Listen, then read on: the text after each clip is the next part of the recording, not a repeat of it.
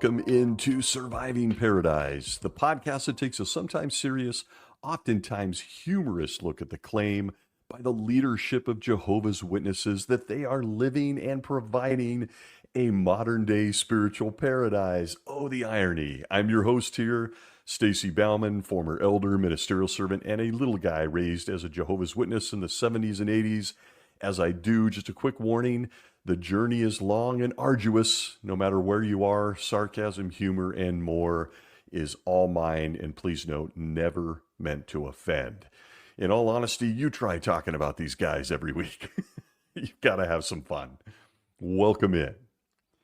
I am often asked how long I think Jehovah's Witnesses will last. It's important to note that Jehovah's Witnesses as a religion is a very, very young religion. When you compare them to groups like Hinduism, considered the world's oldest religion, which is 4,000 years old. When you compare them to Zoroastrianism, I never say that right, it's likely right around 4,000 years old too. Judaism is 3,500 plus years old. Confucianism is roughly 2,500 years old. Buddhism is also about 2,500 years old. If you want to go Western and all things Christianity, Catholicism itself is almost 2,000 years old. But Jehovah's Witnesses? They are a whopping 150 years old. About 150 years tops. The religion of Jehovah's Witnesses, they're like babies as religions go. They're an infant, a baby. Very, very tiny babies in the historical timeline of all things man. And all of that, at least in my mind, begs a question: what was Jesus waiting for? I'm not going to bog down this conversation today with the Gentile times, who just shuddered when I said that out there, a prophecy that they've grossly distorted, starting with all things 607 BCE, not correct. And 2,520 years later, Jehovah's Witnesses suddenly appeared in the universe. Throw it all out, because it's all wrong, and it's very easy to prove. I'm also not going to spend the next hour giving a scholarly look or dive on the book of Daniel. This core Jehovah's Witness doctrine is literally based on a few verses in Daniel chapter 4. That's the way God communicates, after all. And scholars, by the way, widely agree that the book of Daniel is a forgery and was added at a much later date to the canon of the Bible. I know. A Jehovah's Witness apologist will say this is the rantings of a demonic apostate. But unfortunately, it's somewhat easy to prove that the book of Daniel is a train wreck and likely added much later in history, including all the historical errors, things like getting kings' names wrong, to many other things. It has Greek words littered throughout the book of Daniel, which is a bit of a problem considering it was supposedly written centuries before Alexander the Great's conquests. Its linguistic style is inconsistent with the rest of the Old Testament Aramaic. It's also written in a post-diction style, not a prophetic style, meaning that the prophecies that Jehovah's Witnesses say all point to them in the latter half of the book of Daniel, well, they're seen by critics as what we call post-dictions, a retelling of events that had already happened, disguised and manipulated to look like future predictions. Who for? Not Jehovah's Witnesses, but the Jewish people at the time it was written. And I could keep going, but I encourage everyone examining Jehovah's Witnesses to study the subject of 607 in the book of Daniel very deeply. Please do it. As we stand today, Jehovah's Witnesses are a very, very young religion. Despite the claims of the governing body that it reaches all the way back to the first century with the apostles. Folks, there is zero proof of that. Frankly, because it just isn't true. Again, the Bible never mentions an organization. And compared to the world's religions, this one is a baby.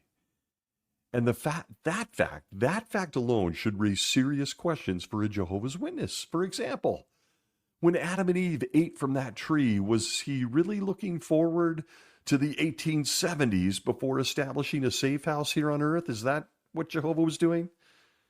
Why did we need things like patriarchs, judges, and kings before Jehovah figured out what he really needed for his people? Was he trying out a few things, over the years before he finally landed on Chuck Taze Russell? Or one I personally have come to find that no one ever thinks about. Why did Jehovah entrust false religion, Satan's empire, to compile his only form of communication, the Bible? Why did he trust Satan to do that? Could there be some issues? Was it a good idea to have apostates compile the Bible? Decide which books stayed and which went into the garbage? How about translating it? Is there any room for error with this? It's a good question, folks. Ask a Jehovah's Witness, see what you get. And with just a little effort, a Jehovah's Witness can see that even their organization didn't seem to really understand the book they claim was written specifically for them. You see, when it comes to the Gentile times, Daniel and this baby religion's most famous oddball, Chuck Taze Russell, well, Chuck didn't seem to understand anything in the Bible either. From his publication, Studies in the Scriptures, The Time is at Hand, 1889, reprinted in 1911, page 99, we are told, quote, and this is from Chuck, quote, in view of this strong Bible evidence concerning the time of the Gentiles, we consider it an established truth that the final end of the kingdoms of this world and the full establishment of the kingdom of God will be accomplished by the end of AD 1914, end quote. Oopsies. You see, when you're communicating the end of the world to the rest of man on behalf of God, Jehovah, and his son, sometimes the Holy Spirit, the signal drops, like a cell phone when you're up in the mountains. But Chuck wasn't one to shy away from telling lies when he said this in the Zion's Watchtower, 1894, July 15th, page 226, where he said, quote, now, in view of recent labor troubles and threatened anarchy, our readers are writing to know if there may not be a mistake in the 1914 date. They do not see how present conditions can hold out so long under the strain. We see no reason for changing the figures, nor could we change them if we would. They are, we believe, God's dates, not ours. But bear in mind that the end of 1914 is not the date for the beginning, but for the end of the time of trouble. End quote. The faithful and discreet slave of its time, Charles Taze Russell. The world would end in 1914. And it was stuff like this that has led to the one phrase almost every Jehovah's Witness knows today. Well, we've had new light. New light. Because when you have a 100% failure rate, you just claim you got updated information from heaven, and then you make fun of all the other religions that claim the exact same thing. People like Joseph Smith and the Mormons. Well, they're nuts. Angels and secret tablet. What? They're nuts, but we're not. We're the one true religion. And with all of this, the real question is more of an emotional one for me. I'm going to go back to it. Why did Jesus wait over 2,000 years to show back up and give us a hand down here with Satan? What was he doing for 2,000 years? I already discussed their explanation. But the questions are endless. And I think it's worth a closer look at this little baby religion known as Jehovah's Witnesses, and how rapidly it has changed as it's continued to grow up. Because how it started and where it is today are two very dramatically different things. I think most of us would agree, even a witness would agree. I don't want to completely focus on how Jehovah's Witnesses started out as much as I want to show how they went from a weird opportunist guy in Pittsburgh, Pennsylvania, into a powerful member of big business. Big business. Who? How? Why? How did Jehovah's Witnesses, as we see them today, become such a big business? Have you scratched the surface a little bit? If you're a, PMO? If you're looking at this religion under a microscope, have you scratched the surface a little bit on this little baby? With Charles Taze Russell's death in 1916, think about it, that's just a little over about 100 years ago, folks. Again, what was Jesus doing before that? Doesn't matter. Jesus' organization at the time sat at a precipice. With Chuck now in heaven, during the early years of Jesus' earthly organization, what would happen? What would happen to his only true religion? It was 2 years after Chuck said the world was supposed to end. But don't question small stuff like that. I hear the apologists. New light, of course. What is going to happen to the Watchtower Bible and Tract Society, at that time located in Brooklyn, New York, since 1908? What would happen to it? If measuring pyramids, selling miracle wheat, ripping off the Adventists, or claiming that the book of Revelation mentioned this guy from Pittsburgh, oh yeah, I've been to his gravestone. He thinks he's the Laodicean messenger, folks. Then 1914 coming and going, with the world still being here, no fireworks.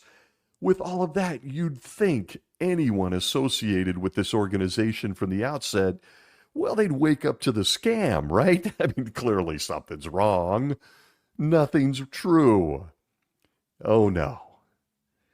This organization, even as a baby, went big business. So enter in the historical timeline our favorite judge, Joseph Rutherford.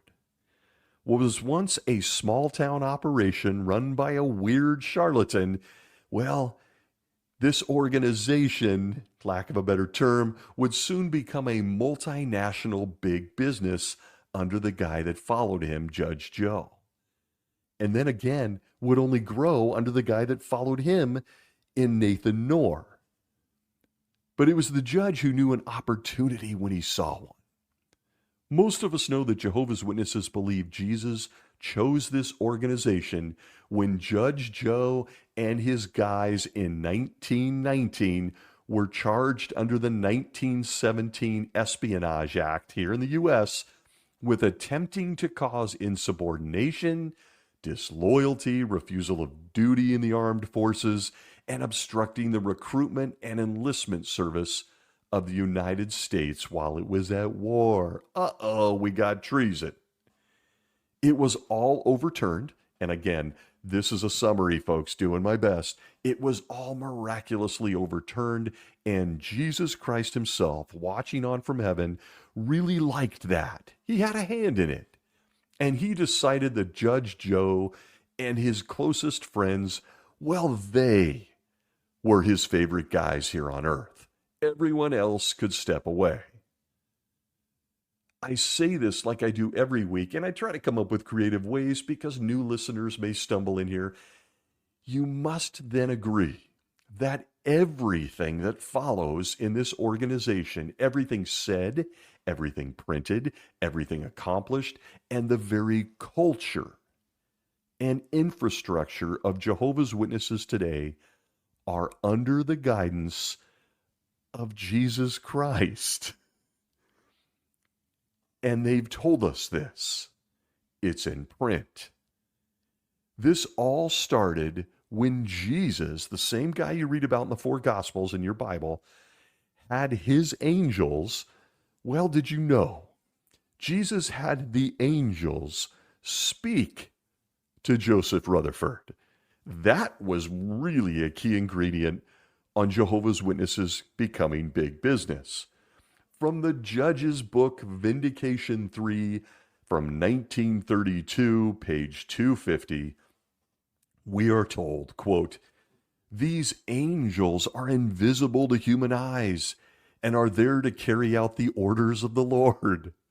No doubt they first hear the instruction which the Lord issues to his remnant, and then these invisible messengers pass such instruction on to the remnant." The facts show, backing up, the facts show that the angels of the Lord with him as his temple have been thus rendering service unto the remnant since 1919. End quote. Yeah. The big business world of Jehovah's Witnesses that we see today, including their movie studio, well, it all started with angels talking to the remnant, and in 1919, that was Judge Joseph Rutherford. They're very proud to tell you about him, by the way, in publications and talks and videos. They still love him. And this should all give a Jehovah's Witness really great confidence in 2025. The angels are evidently still communicating with the modern day governing body, right? I mean, there's no reason to think that would stop. They even tell us this. And I was hoping you would ask. Just as the angels communicated with Judge Joseph Rutherford, they are communicating with Stephen Lett, Mark Sanderson, and the fellas from the February 2017 Watchtower. Page 27, paragraph 14, we get confirmation. Under the subheading Evidence of Angelic Assistance, we're told, quote, "The governing body today has the colossal task of overseeing an international preaching work involving over 8 million evangelizers. Why has that work been so successful? For one, angels are involved." End quote. Okay. The big business that we see today of Jehovah's Witnesses and all that it entails started with the angels. Jesus dispatched them. Go tell Judge Joe, he's my guy. And they still go back and forth. We're not sure how, you can't see them, but they go back and forth to whisper in the ears of the governing body in 2025. Can you imagine the lucky angel that gets to whisper in Jeffrey Jackson's ear, "Hey, here's where you tell a lie on the stand"? From day one, a Jehovah's Witness accepts that everything they're a part of, everything around them, it all starts in heaven. It all starts there. Jehovah, Jesus, and the angels. And it's for this reason that most don't realize or don't care that they're part of a sales organization. Yeah. Jehovah's Witnesses are nothing more than a big business sales organization. That's what they are. All the doctrines, all the publications, all the fun music videos, all the fear, everything about Jehovah's Witnesses is centered around keeping the business running smoothly and successfully. And while Chuck may or may not have been good at this, Judge Joe and Nathan Knorr were very good at it during the last century. They knew, those two guys above all else knew it was necessary to centralize their authority by adopting the same structures, cultures, requirements, and guidelines that you see in a common business. I'm not getting a vision from heaven. This isn't John on Patmos. It's not a revelation. Jehovah's Witnesses are built from the ground up like a common business, particularly a sales organization, which is what drives business, revenue. And before you dismiss this as one big happy theocracy, because that's what witnesses believe, with invisible angels dancing just overhead, giving us messages, consider that they themselves admit this about their organization. They admit it's a business sales organization. From their book, I'm understanding is no longer in print but available online, Jehovah's Witnesses, Proclaimers of God's Kingdom, Chapter 15, under the title Development of the Organization Structure. What a fascinating wording. We're told this, subheading Benefits of the Theocratic Direction. There's that theocracy thing. Quote, it is obvious that if teachings, standards of conduct, and organizational or witnessing procedures could be decided on locally, the organization would soon lose its identity and unity. The brothers could easily be divided by social, cultural, and national differences. End quote. Oh.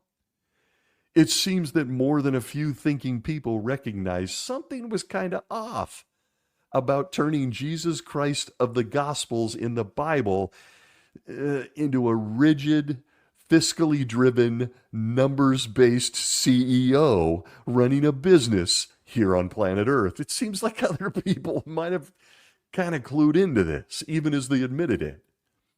But in that same reference, it continues by saying, quote, however, it has been claimed by some that by advocating this organizational change, J.F. Rutherford simply was endeavoring to gain greater control over the witnesses, and that he used this means to assert his own authority. Was that really the case? There's no doubt that Brother Rutherford was a man of strong convictions. End quote for a moment. Well, yeah, I can't imagine why people were questioning whether Rutherford, who gutted a little Bible study group in Pittsburgh, Pennsylvania, a little speedy print office, into a massive worldwide organization. I can't imagine why they were questioning this. And why wouldn't they say Brother Rutherford was doing this? He had told Jehovah's Witnesses at the time that he was getting it all from angels anyway, right? He told them that. It's coming from heaven. The angels whisper in my ear at night. But folks, here's the candid part. For those of us who are in sales, or have run sales teams, or are part of a business infrastructure, and are familiar with the modern day inspirational speaker phenomenon, where you pay a guy 10 grand to come talk to your sales team. I just want to say, by the way, welcome to my TED Talk today. We know where this comes from. This is a corporate built organization. And look at what Judge Joseph Rutherford did next. From that same page in the Proclaimer's book, chapter 15, we are told, quote, although Brother Rutherford served for 25 years as president of the Watchtower Society, end quote for a moment. Folks, if you're a witness, and I try to just keep this simple with my own thoughts, at what point did the apostles get together and vote on a president of the apostles? Okay, back to the quote. And devoted all his energy to advancing the work of the organization. Oh boy. He was not the leader of Jehovah's Witnesses, and he did not want to be. Are you sure? Quote, at a convention in St. Louis, Missouri in 1941, shortly before his death, he spoke about the matter of leadership. End quote for a moment. Again, you're a Jehovah's Witness reading this. Don't you think you should reference Jesus' comments on leadership? Nah. Back to the Proclaimer's book, quote, saying, I want to let any strangers here know what you think about a man being your leader, so they won't be forgetting. Every time something rises up and starts to grow, they say there is some man, a leader, who has a great following. If there is any person in this audience who thinks that I, this man standing here, is the leader of Jehovah's Witnesses, Say yes. The response was an impressive silence, broken by an emphatic no from several in the audience. The speaker continued by saying, "If you who are here believe that I am just one of the servants of the Lord, and we are working shoulder to shoulder in unity, serving God and serving Christ, say yes." In unison, the assembly roared out a decisive yes. The following month, an audience in England responded in exactly the same way. End quote. I tell you what. Again, not everybody comes from a sales background or is part of a business or corporate infrastructure. But if you are, you recognize what the judge was doing there, don't you? I've seen a few meetings like this, a few sales meetings. I'm just like you guys. I'm one of you in the trenches right alongside you. Uh, Except for the fact that I'm the president of this organization. By the way, I speak to invisible angels, and I wrote 21 Watchtower Society books, and I oversee the distribution of almost 400 million publications. So, Tony Robbins, sit your ass down. I'm Judge Joseph Rutherford. I'm just one of you. It's a typical sales motivation talk. It's funny, ridiculous, but it's tragic because 99% of Jehovah's Witnesses don't know anything about any of this. Nor do they see that today the 11 men on the governing body now use video to do the exact same thing in 2025. Rah, rah, rah, we're all in the trenches doing this work together, except we're not. I'm in control. And much like any corporate drama, and not the type of things you would expect to find in a theocratic environment run by Jesus Christ himself, the modern world of Jehovah's Witnesses, folks, do you even know how it started? If you're new to this whole concept, and this is all in your own literature, Jehovah's Witnesses started with the most corporate big business thing ever. It was basically a hostile takeover of Chuck Taze Russell's little printing business. That's how Jehovah's Witnesses started. Rutherford set in motion a business under the name of God. And that's nothing new here. Men have done that throughout human history. God told me so. But it's worth emphasizing that a Jehovah's Witness in 2025, again, has no clue about any of this. The history of their own organization that they've dedicated their life to. And the worst part is, you'll see this on social media more than ever now, they don't have any desire to know. They don't even want to know how they got started. By mid-1919, about 1 in 7 Bible students, that was their name, had chosen to leave this little organization rather than accept Judge Joe Rutherford's leadership. And it's amazing, but over the following decade, some of those that left Chuck Taze Russell's little printing business that Joe took over, well, those people went on to form their own groups.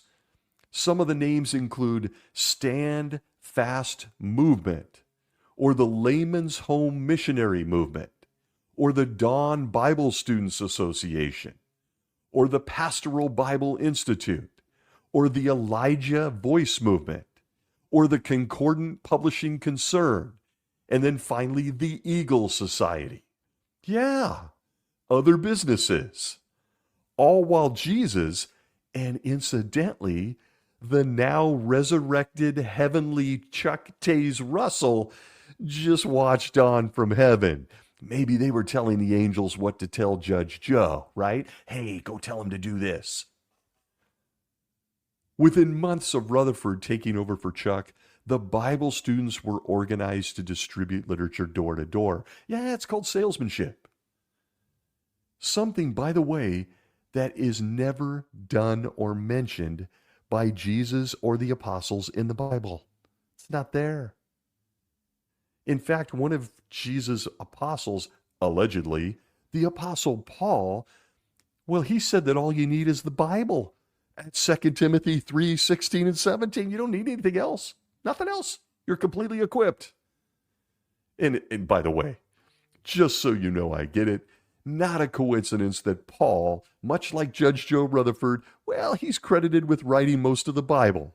So why wouldn't he point to it as the only authority? See, Paul was running a bit of a business too.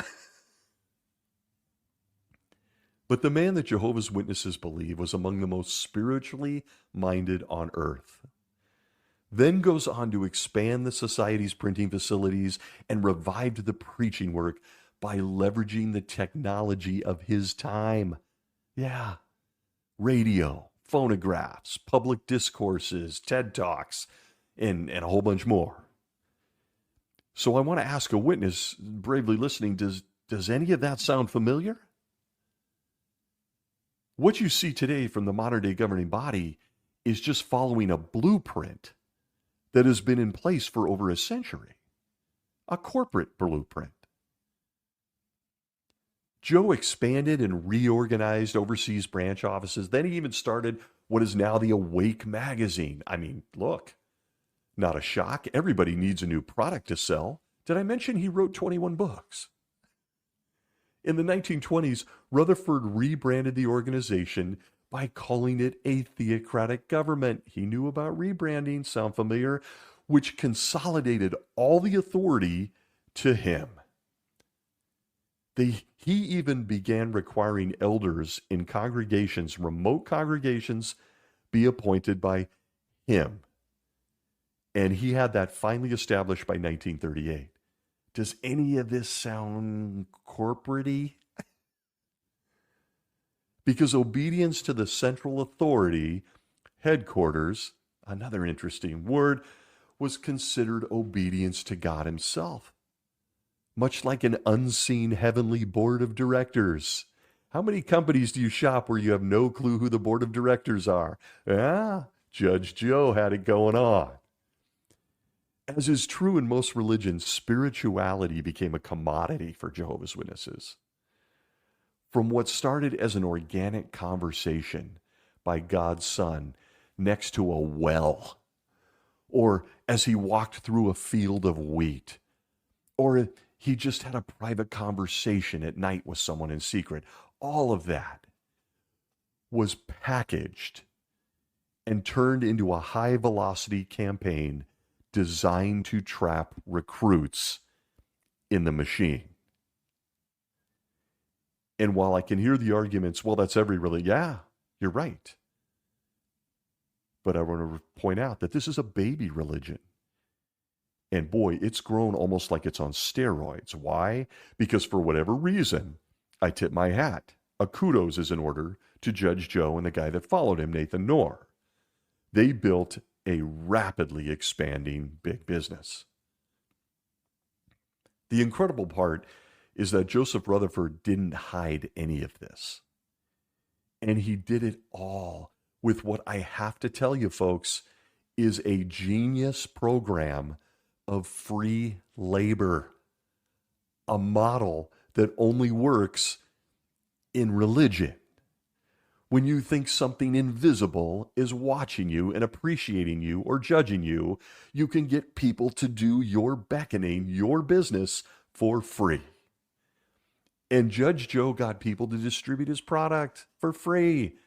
And any good sales leader knows it's all a numbers game. It's just a numbers game. Even the organization knows this in 2025.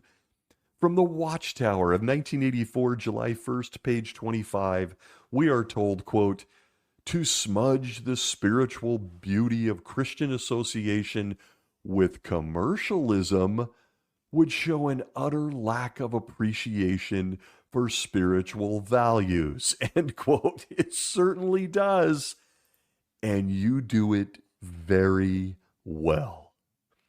All under the umbrella of this is what Jesus told me to do. He even has invisible angels whisper it to me. So as the timeline continues and the judge built his corporate empire, he did what any CEO would do to his company. In 1920, he introduced the requirement for weekly reports of Bible students' preaching activity. Can't measure what you don't track. Sales phrase. Remember when Jesus asked his apostles to do that? Do you remember? Do you remember when he asked his apostles, hey, Peter, James, John, how much time did you spend talking about me this week? I need you to punch the corporate time card. The time slips were forever a massive indicator of what this organization is and was, which is a big business. Jesus was really big on reading reports in heaven. Really? Did he have an annual meeting of the board of directors where he reviewed the notes, the time slips? See, Jesus was big on that. He lost track of time himself. Apparently, he couldn't track it, even though he's, almighty and perfect. And he likely missed a few updates from those same angels that he told to tell them what to do. It gets confusing. But up until last year, Jehovah's Witnesses were required to fill out a time slip. Let that sink in to prove that they were a publisher, part of the company, and doing what they were told to do by the company, the governing body. And I've always enjoyed how they've gone overboard trying to spin this over the years. It all sounds, quite frankly, a lot like a human resource department. I'll let you be the judge. Consider what they said. From Organized to Do Jehovah's Will, pages 84 and 85, we are told, quote, some have asked, since Jehovah knows what I'm doing in his service, why do I need to put in a report to the congregation? End quote. Excellent question, my friends, my kind of people. Back to the quote and their answer. Quote, true, Jehovah knows what we are doing, and he knows whether our service is whole-souled or just a token of what we are really able to do. Is he going to dock us vacation time in paradise? No one knows. Quote, remember, however, that Jehovah recorded the number of days. Oh, look at that. That Noah spent in the ark. There's my guy. And the number of years that the Israelites journeyed in the wilderness. God kept account of the number of those who were faithful and of those who disobeyed. He recorded the progressive conquest of the land of Canaan and the accomplishments of the faithful judges of Israel. Yes, he recorded many details regarding the activities of his servants. He inspired this written record of what took place, making it clear to us his view of keeping accurate records. End quote. If you are a Jehovah's Witness that listened to that and accepted that, oh my. One of the most insanely stupid efforts to justify time cards. This is some really interesting logic in this paragraph. For example, just taking a small part of it, my favorite, my guy Noah. He was also given numbers. You remember Jehovah gave him numbers, the dimensions on building an ark, before he ever even tried to save a single person. So are there any thoughts on how Jehovah knew how big to build the ark before he even knew how many people would get on it with my guy Noah? Jehovah seemed to miss a few numbers on that one. And since we're using Jehovah's love of numbers to reason on time slips, a corporate function, can you explain why we needed to know all about the following story in Judges 19? You see, some bad guys showed up at a guy's house, and they wanted to get busy with the men inside. This sounds familiar. This Levite man, taking a page from Lot's faithful example in Sodom when people wanted to get busy with his male guests. Well, he says this at verses 23 and 24 of Judges 19. Again, I'm just using their logic here. Quote, at that the owner of the house went out and said to them, no, my brothers, do not act wickedly, Please, this man is a guest in my house. Do not commit this disgraceful act.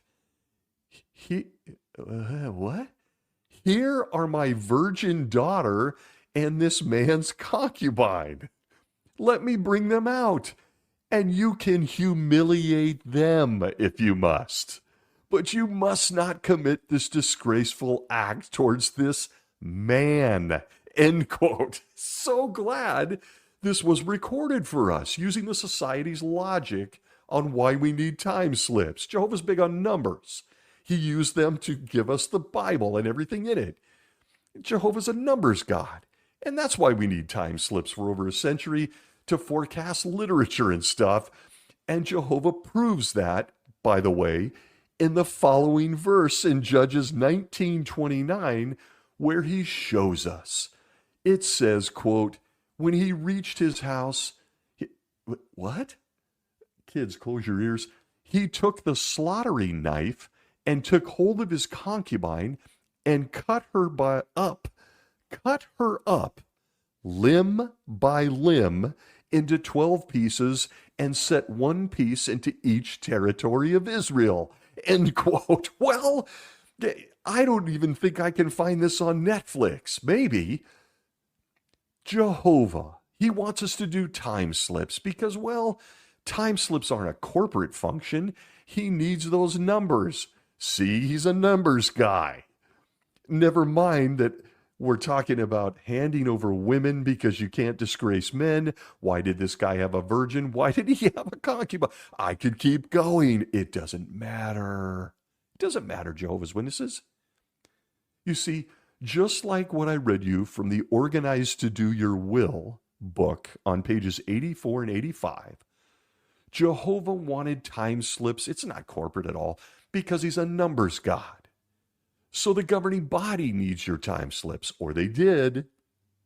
And they confirm this in the very next paragraph of the book when they say this, quote, reports are also beneficial to the organization in determining just where there is a greater need for workers in the field. What areas are more productive? Where is little progress being made? What publications are needed to help people learn the truth? I can think of one. Back to the quote, reports enable the organization to project literature needs for the preaching work in different parts of the world and then to keep ahead of those needs. End quote. Yes.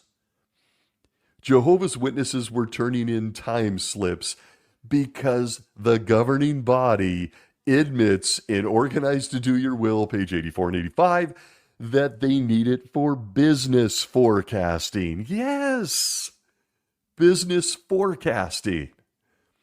Aside from the overt insanity of people believing they need man-made publications to understand the publication, Jehovah wrote himself that the theocratic organization run by Jesus and has angels communicate. The insanity of realizing for a Jehovah's Witness that you're turning in time slips for what we call the procurement department of the organization. It needs to forecast how much paper, how much ink, how many pieces of equipment, and how many bodies to throw at their latest publication and its distribution. It's corporate. It's big business. They'll have you believe it's warm, organic, and it's fuzzy. You'll fill out a time slip so that we can allocate the very money you sent us to produce more of the same messaging you already have, and all of it inferior to the inspired Word of God. And for the thinking people out there, why do they no longer need these reports? Isn't that a good question? Because they did away with it. Why are Jehovah's Witnesses now just checking a box? We all know you want to count your workforce so you can market growth to the world, but do you no longer, for some reason, need us to help you on forecasting the labor or literature you give us with our own money? What happened here? Maybe this got assigned to an angel. No one knows. The angels were talking to Judge Joe. Couldn't they give him a forecast as they draw people to God? Remember, they can't even come to us. They can't walk up to a book cart now or anything unless Jehovah draws them. Why do you need forecasting? Can't the angels just tell us? I could keep going. Pull the thread. Watch the entire big business of Jehovah's Witnesses unravel. It's not deniable, folks. You can be angry at we terrible apostates. All we care about is you. You could be angry, but how are you going to deny this stuff? But the obvious big business format of Jehovah's Witnesses, it doesn't stop there with time slips. For example, it doesn't take a rocket scientist to see that a name like the Bible students, it's just not very marketable. The Bible students, I mean, that's like calling the Beatles the Singers or the rock band. That's not very marketable. And despite Jesus never, ever, ever saying that his people needed a name anywhere in the Bible, the judge, he is the CEO, thought a catchy name was a good idea. And like most corporations, Rutherford needed to differentiate his group, Reed Company, from the 6 or 7 other splinter groups I shared earlier that formed after his hostile takeover. So in 1931, he announced that people in his company, faith, they would now be known as Jehovah's Witnesses. But the first real CEO of Jehovah's Corporation wasn't just an infrastructure guy. As you can see from the name change, I mean, it's very marketable. It's very memorable. Comedians still make joke about it. Everybody knows who Jehovah's Witnesses are now. Good chance they wouldn't know who the Bible students were. That's just too bland. He was a great marketer. Judge Joseph Rutherford, much like Moses, remember him, and the apostles, they're master marketers. Where would Nike be without Just Do It? Or Lay's potato chips be without Bet You Can't Eat Just One? And what world-famous city is known by its slogan, "What happens here stays here"? Oh, yeah. I mean, Jesus resurrecting people, curing the sick, and promising life in the heavens forever, yeah, heavens, just isn't very memorable, folks. It's not memorable. You got to have a catchy slogan. The big business of Jehovah's Witnesses, especially its top guy at the time, Rutherford, knew this. Almost every Jehovah's Witness from my generation of the 70s and 80s is familiar with the judge's most famous marketing campaign and the beginning of his free labor model. Say it with me, his slogan, quote, "Advertise, advertise, advertise the king and his kingdom," end quote. Yeah, you got to have a catchy slogan. Just do it. Nothing's changed. None of this has changed. With massive financial growth, the organization, the company of Jehovah's Witnesses is still pulling from the corporate playbook in 2025. Today, we all know them as jdub.org, complete with a blue color palette and a logo that you'll find on their kingdom halls, their book carts, and even their employees wear it. Publishers. You can see them adding it on their personal social media sites. It's super embarrassing. I'm guessing a few, if any, Jehovah's Witnesses have taken a close look at their website. They might notice something. Yeah, it actually, on second thought, maybe this has gone unnoticed, but please go look. As you scroll to the bottom of the website, the homepage, and you look at the different links in the bottom right border, they're all followed by something you'll only find in a corporation.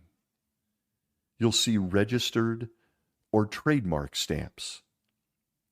It's included on their library link. It's even included on their sign language site. And I got to tell you, no matter how you want to deny this, I simply don't remember Jesus filing for trademarks. Was it left out of the Bible? Jehovah's Witnesses are a business. The judge was successful because he knew how to build a corporate environment. He had a legal background. He wasn't above stomping out other people. And he was a master marketer for his time. And as is the case with human psychology, thousands of people began to buy into the program.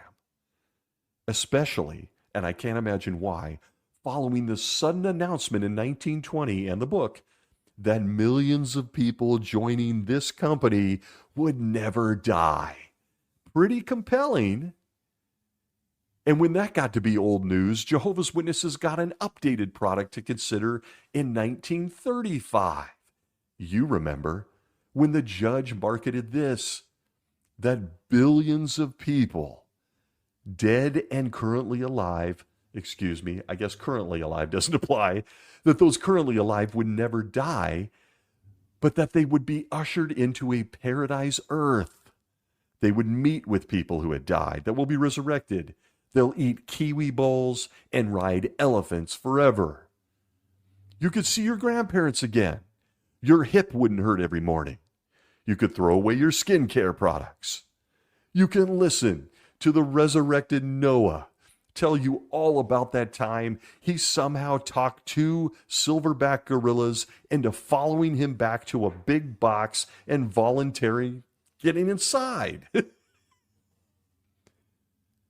You see, the company at that time under Judge Joe that needed this new product, this new slogan, because, well, it had outgrown the target demographic of 144,000 people. Yeah. And the judge and the company had a board of directors to answer to. So would you look at that? Instantaneously in 1935, following on the heels of millions of people never dying that are all dead, the judge preached about a paradise earth. Something that we as people should just realize that Jesus kept a secret for centuries. He even forgot to mention that most of mankind would live on a paradise earth during his one and only visit. Never mentioned it. That Judge Joe Rutherford, what a reveal. What a marketing genius. In the 1932 Yearbook of Jehovah's Witnesses, page 35, we're told this, quote, "As you know, for some years there have appeared on the title page of the Watchtower the names of an editorial committee, provisions of which was made several years ago. During the fiscal year, at a meeting of the board of directors," does any of this sound theocratic? Quote, "a resolution was adopted abolishing the editorial committee," end quote. Really? This left the one and only CEO, Judge Joseph Rutherford, in complete control of the Watchtower Society. And there it is, in print, 32 Yearbook. Fiscal years, boards of directors, abolishing committees. It's all just very spiritual, isn't it? Deeply spiritual. The corporate environment of J-Dubs only grew over the next few decades as most of us were born and raised in this thing. When the judge went to San Diego during this time to prepare the mansion for King David, Abraham, and Lot, he had some bunk beds he had to put together from IKEA. The judge then died, and he handed it all off to a guy named Nathan Knorr, who was the president of this spiritual company from 1942 to 1977. Knorr became the third president of the company. He, above all else, focused on organizational efficiency and expanding missionary work. In 1945, new arrangements were put in place for the election of the board of directors and officers aimed at protecting the corporation from outside interference, something he didn't do a great job on considering where they're at in 2025. And then came 1971. Jesus isn't big on fixing things quickly. So in 1971, a separate expanded governing body of Jehovah's Witnesses was then formally established. Where they'd been, nobody knows. It was distinct from the Watchtower Society's board of directors. Previously, the term governing body was sometimes used interchangeably with that board of directors, and no strong company can have that. There's legal liabilities. Nathan Knorr shored up his sales team in 1972 by then appointing elders and ministerial servants, returning that appointment to the congregations. A body of elders was appointed to supervise each congregation. Then in 1976, in a major organizational overhaul, a company shakeup, the power of the then Watchtower Society president was significantly diminished, with the authority of all doctrinal and organizational decisions passed to the governing body and its 6 operating committees. Does this sound familiar? This took effect on January 1st, 1976. Branch overseers were replaced by branch committees. And where the judge seemed to be a bit of a visionary CEO for Jesus, Nathan Knorr was a master implementer. Must have been the angels kind of whispering to him. The organization grew, and I mean it grew fast. This is my lifetime. The preaching work and Reed free labor model was seeing massive success. And look, why wouldn't it? Their new marketing slogan sure didn't hurt, telling anyone that would listen that the world would end in 1975 and we'd all be ushered into paradise before Star Wars was released in 1977. We'd be in paradise. No Star Wars. A good salesman knows that in order to close sales, human lives, you need a good pitch, and you need to create a sense of urgency or scarcity. And it worked. Worked on my mother. By extension, it worked on her kids for a long time. Many of us may be listening. But while there is much to consider, these are a few of the undeniable facts about this organization we are told is still run by Jesus Christ. A man who had nowhere to lay his head, that said that food was good, but listening to Jehovah was life or death, that returned to heaven and gave us a single publication to communicate with us. That same man in the late 1970s, after centuries of apparent unemployment, well, he went totally corporate. And this leads us to today, to modern times. In 2000, the leadership of this company was further restructured to separate the governing body from the corporate management team. Yeah, corporate management. Governing body members resigned from the boards of directors of the various legal corporations. For example, the Watchtower Bible and Tract Society of Pennsylvania. They spun it as concentrating on spiritual matters because they're very wise sages. And boy, have they delivered. Those spiritual matters are deep. They focused on things like facial hair, women's pants, and clinking glasses together. Good thing they stepped down from those boards. I challenge a Jehovah's Witness to attend a meeting this week and look around. What are you going to see? Each congregation is supervised by middle management. Not middle management. Sorry, I meant a body of elders, shepherds. Twice a year, a regional manager visits your location. Forgive me, I mean circuit overseer. When a Jehovah's Witness goes to a Kingdom Hall this week, dressed in business casual clothes now, or wears a name tag at the convention, or in the past was filling out a time slip, counting their placements and return visits, or used to ask for money from people at their doors for the literature, claiming they would die unless they took the literature and joined them. By the way, also take their money. Most Jehovah's Witnesses will look around and have no clue that all of this is modeled after big business. So look around from your seat in the Kingdom Hall. Everything you see is company infrastructure. Listen closely to the service meeting, which is nothing more than a sales training. From teaching people to ask leading questions to getting people to donate for literature, you can see the MLM elements there. And then recruit 10 more people just like them to do the same. When it comes to managing it all, listen closely. Emphasis isn't put on the message itself from the Bible, but on Jehovah's Witnesses as an organization, a company. Including right down to how they look, as I just mentioned, their clothes. There's even a dress code for preaching or presenting at meetings, albeit it is a business casual one now, no ties required. And look, some of us are old enough to remember how this company used to rail against all the other competing companies. Oh yeah, the Revelation Climax book was great for this.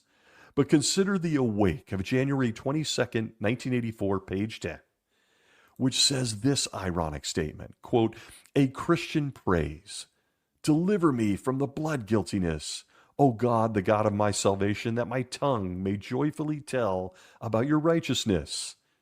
Hence, how could he deliberately allow his money to be used for producing armaments, tobacco, or anything else that causes death and disease to others? This would bring blood guilt on him. End quote. Yeah, I think we all agree. Seems straightforward. Great clarification there, because the organization claims a great deal of their income, well, it comes from investments. Sounds pretty corporate. But uh-oh. Did you know, and if you didn't know this already, the grotesque irony in that 84 Awake? They had for a time a trust called the H.M. Riley Trust for Watchtower Bible. It was set up in the 70s specifically to provide income for the Watchtower Society through investments of a lump sum donated by what I think was a former sister, Henrietta Riley. And it has to be clarified that the Watchtower Society does not own the investments held by the trust, but they are the only benefactors of it. And isn't that awkward? Because in that trust that they held until 2003, most of it was made up of stocks and a portfolio that included the Philip Morris Company, an American multinational cigarette and tobacco company. Wait, didn't the 84 Awake just say, yeah, it did? It also included Northrop Grumman, Armor Holdings, Lockheed Martin. It even had video game stocks. Up until 2015, they owned shares in Boeing, General Dynamics. All of these with major military contracts. Didn't the 84? Yeah, it did. But remember, even as you consider all of this, Jehovah's Witnesses, well, they're spiritual.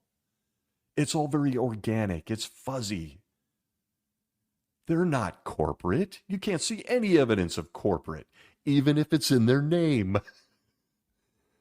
Today, although exact numbers are unconfirmed, the mother organization of Jehovah's Witnesses and the many sub-companies, including the Watchtower Bible and Tract Society, is worth billions and billions of dollars. In 2018, a report from the governing body's coordinators committee showed that the organization had significant real estate holdings, among many other things, that were estimated by some to be worth as much as $10 billion. In 2023, and again, this is uncorroborated, I underlined it, there are online sources that claim they may be worth as much as $52 billion. Million, billion, 52 billion. Does it even matter? Does it matter? Was Jesus a billionaire? And so, this was weighing on my mind this week. This abbreviated look at how Jesus started Jehovah's Witnesses really should give pause to any witness still associated. Oddly enough, whether you're born into Jehovah's Witnesses or accepted a Bible study later in life and joined, you don't learn almost any of what I just shared with you unless you go looking for it. You grew up with the warm and fuzzy belief and acceptance that the organization, it's a theocracy. Angels whisper in men's ears right from the throne of Christ. But I'm here to tell you Jehovah's Witnesses are big business. We and you today just aren't paying attention. And that's by design. Leo Tolstoy said something interesting when he said, quote, "I sit on a man's back, choking him and making him carry me, and yet assure myself and others that I'm very sorry for him and wish to ease his lot by all possible means, except by getting off his back." End quote. I'll let you think about that. To understand the current world of Jehovah's Witnesses, look at the history of Jehovah's Witnesses. Nothing has changed. Sure, used to be phonographs and sandwich boards. Now it's multi-million-dollar movie studios. As for me, I have to picture the true board of directors up there in heaven. Oh yeah, picture it. Jesus at the head of the table. I'm sure Judge Joseph Rutherford is to his right, maybe Nathan Noor to his left, with other members of the society down each side of the heavenly table. Maybe Paul, James, John. All of them ready to welcome Stephen Lett and Sam Hurd, even keeping their seats warm. Waiting for the rest of them to join them at the board meeting before they unleash destruction on those of us that don't agree with them. But at the opposite end of the table is this kind of nutty-looking guy, just kind of a nutty guy. He's from Pittsburgh. He's sporting a weird smile. He can't hide, he just can't hide how proud he is of all of this. All of this, Jehovah's Witnesses, started with his little printing company in Pennsylvania. And would you look at it now? I want to thank you for joining me this week. Wherever you may be well.